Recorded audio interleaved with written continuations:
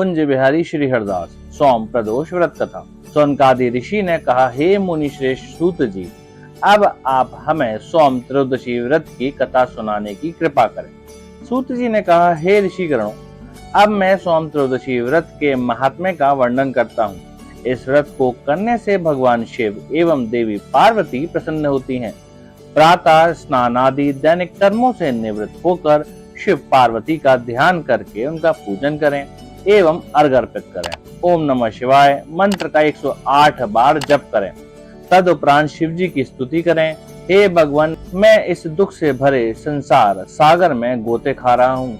मैं ऋण के भार एवं ग्रह दशा से पीड़ित हूँ। हे कृपालु, मेरी रक्षा करें। सौनकादि ऋषि ने पूछा, हे महामुनि, आपने संपूर्ण कामनाओं की पूर्ति हेतु इस व्रत का वर्णन किया है। अब यह व्रत किसने किया तथा उससे क्या फल प्राप्त हुआ, कृपा कर ये वर्णन करें।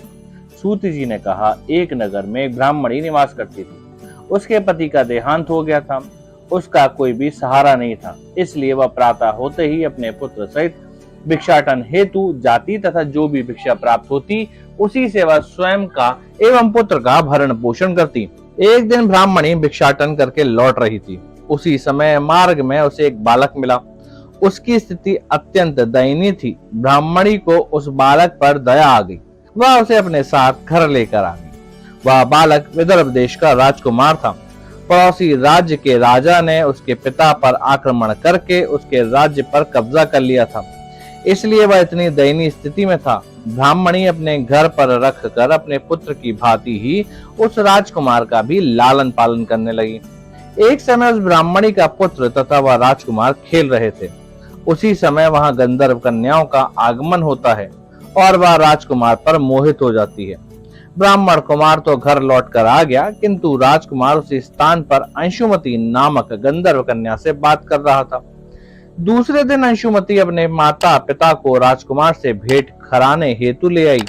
अंशुमती के माता पिता भी राजकुमार को देखकर अत्यंत प्रभावित हुए। कुछ दिवस उपरांत अंशुमती के माता पिता को भगवान शिव ने स्वप्न में दर्शन दिया तथा उन्हें अपनी कन्या का विवाह राजकुमार से कराने का आदेश दिया।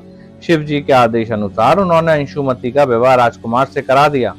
ब्राह्मणी को ऋषियों से यह आज्ञा प्राप्त थी कि वह सदा प्रदोष व्रत करती रहे।